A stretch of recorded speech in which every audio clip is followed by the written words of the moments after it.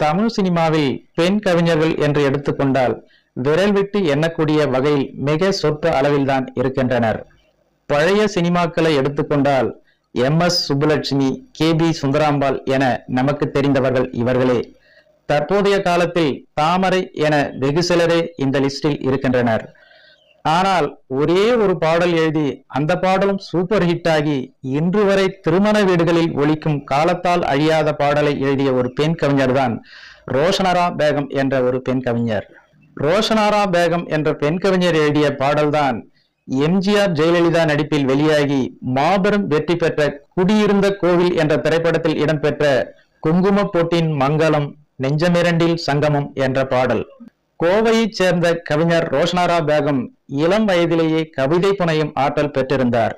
இவருடைய தந்தை ஷேக் முஸ்தபாவும் மெல்லிசை மன்னர் MS விஸ்வநாதனும் நண்பர்கள்.